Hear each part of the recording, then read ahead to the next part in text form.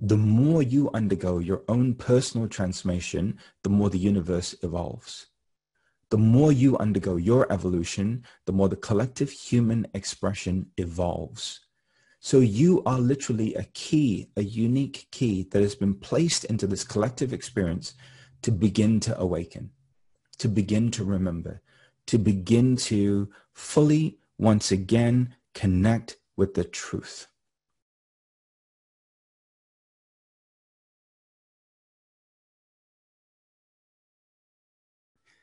And what we're doing is we're getting together as people from all over the world who have different experiences, who've gone through different things in their lives.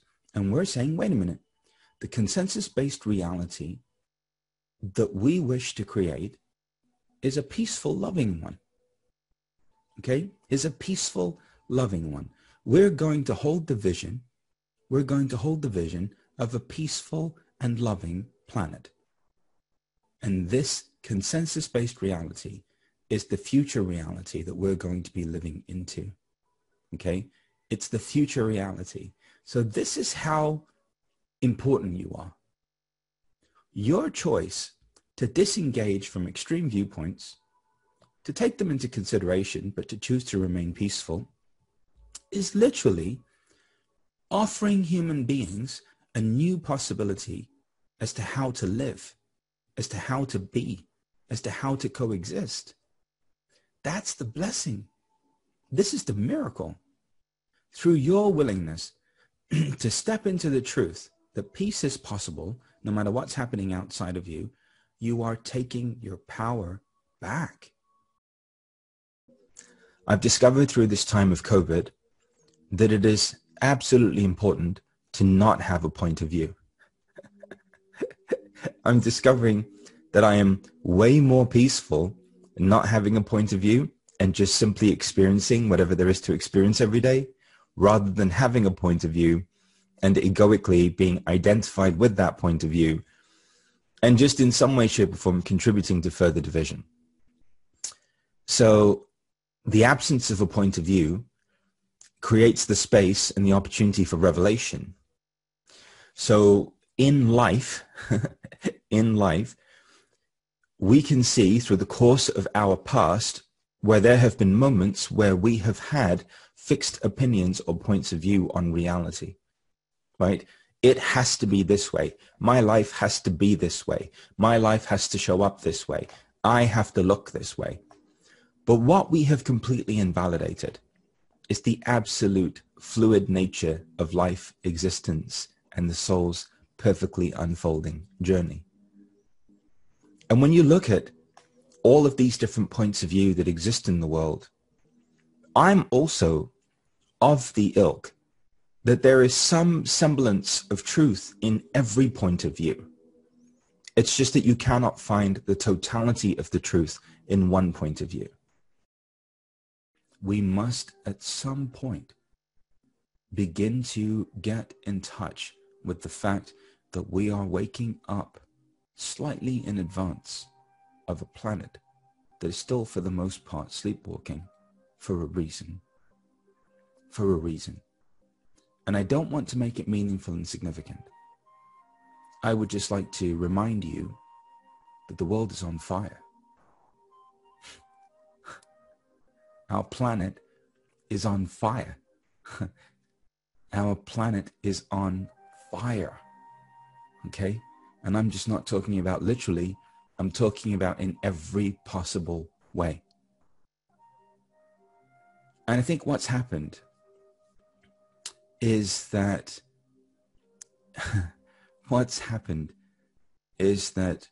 we have had our attention redirected. We've had our attention redirected. Instead of directing our attention toward ourselves, which is the only place that we can find peace and harmony and a place of certainty and power, we are constantly being distracted by everything that's happening outside of us. And I think what everything does, what art does, what music does, what great books do, what these conversations do, what these really heartfelt, soulful interactions do that we have every morning is we reposition and refocus ourselves to live from the inside out. If I am allowing energy to flow, then my life works. Now, if you're not allowing energy to flow and you are suffering, then guess what? You are denying yourself your own energy. Oh my God. You're denying yourself your own energy.